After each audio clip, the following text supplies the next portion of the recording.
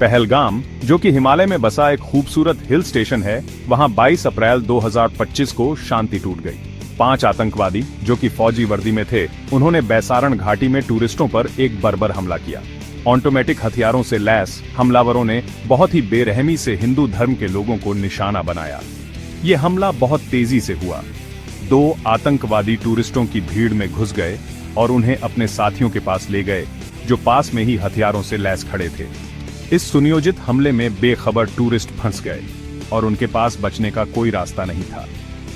आतंकवादियों ने घाटी के एंट्री और एग्जिट पॉइंट के 50 मीटर के दायरे में कई जगहों पर हमला किया, जिससे ज्यादा से ज्यादा लोग मारे गए और दहशत फैल गई। इस बारीकी से प्लान किए गए हमले में 26 बेगुनाह लोग मारे गए और 17 घायल हो गए। ज्यादातर विक्टिम्स, जो कि भारत के अलग अलग हिस्सों से आए हुए हिंदू तीर्थयात्री थे, वे पहलगाम में शांति की तलाश में आए थे। मरने वालों में एक लोकल मुस्लिम गाइड भी था, जो अपने क्लाइंट्स को बचाने की कोशिश में फंस गया। एक ईसाई टूरिस्ट की भी जान चली गई, जिससे पता चलता है कि यह हमला कितना अंधाधुंध था। रेजिस्टेंस फ्रंट, एक आतंकवादी ग्रुप जिसका लश्कर-ए-तैयबा से संबंध होने का शक है, ने इस हमले की जिम्मेदारी ली है। ये ग्रुप, जो कश्मीर में अपने हिंसक अलगाववादी एजेंडे के लिए बदनाम है, ने दावा किया कि ये हमला उस क्षेत्र में मुसलमानों पर कथित अत्याचार का बदला था। हिंसा के इस भयानक कृत्य ने पूरे भारत और दुनिया भर में सदमे की लहर दौड़ा दी, जिससे इस क्षेत्र में पर्यटकों की सुरक्षा को लेकर गंभीर चिंताएं पैदा हो गईं। हमले के तुरंत बाद भारतीय अधिकारियों ने तेजी से और दृढ़ता से कार्रवाई की। अपराधियों को पकड़ने के लिए एक बड़ा तलाशी अभियान शुरू किया गया। सुरक्षा बलों ने पूरे क्षेत्र में व्यापक तलाशी अभियान चलाया और चौकियां स्थापित की। पहले कभी पर्यटकों से भरी रहने वाली सुरम्य घाटी रातों रात छावनी में बदल गई। भारत सरकार ने इस नरसंहार से नाराज होकर अपराधियों को सजा दिलाने की कसम खाई। प्रधानमंत्री नरेंद्र मोदी ने राष्ट्र के नाम अपने टेलीविजन संबोधन में इस हमले को कायरतापूर्ण कृत्य बताया और करारा जवाब देने का वादा किया। सरकार ने पाकिस्तान पर आतंकवादियों को पनाह देने और उनका समर्थन करने का आरोप लगाया, एक ऐसा आरोप जिसका इस्लामाबाद ने कड़ा खंडन किया। इस हमले ने कश्मीर को सदमे में डाल दिया, जिससे यह क्षेत्र भय और अनिश्चितता की स्थिति में आ गया। घाटी में पहले से ही नाजुक शांति, जो दशकों से चली आ रही उग्रवाद से जर्जर थी, अब और भी खतरे में पड़ गई। हिंसा की छाया में जीने के आदी स्थानीय लोग अब फिर से असुरक्षित महसूस करने लगे। पहलगाम हमले की अंतर्राष्ट्रीय समुदाय ने व्यापक निंदा की। विश्व के लीडरों ने भारत के साथ एकजुटता व्यक्त की और आतंकवाद के इस जघन्य कृत्य की निंदा की।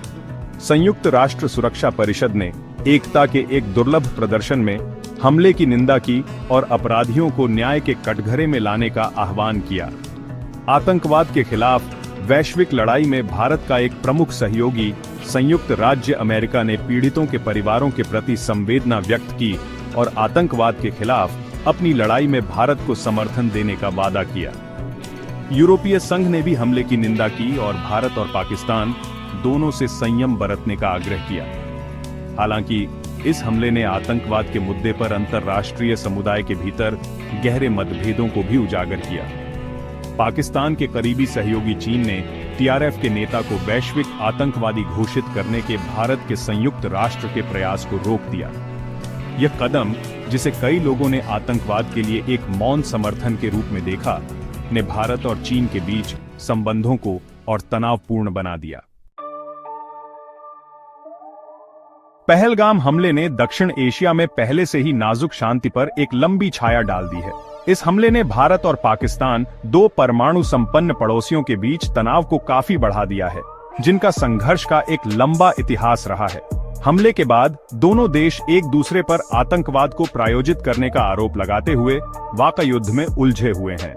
इस हमले ने कश्मीर में पर्यटन उद्योग को भी गहरा झटका दिया है, जो पर्यटकों से होने वाली आय पर बहुत अधिक निर्भर है।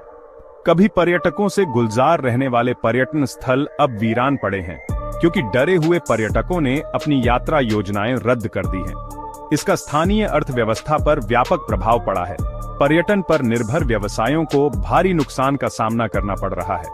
पहलगाम हमला दक्षिण एशिया में शांति की तलाश में आगे आने वाली चुनौतियों की एक कड़ी याद दिलाता है। इसने भारत और पाकिस्तान दोनों के लिए बातचीत में शामिल होने और कश्मीर मुद्दे का स्थायी समाधान खोजने की तत्काल आवश्यकता को रेखांकित किया है। तब तक लंबे समय से चले आ रहे संघर्ष की चपेट में आए कश्मीर के लोग हिंसा का खामियाजा भुगतते रहेंगे।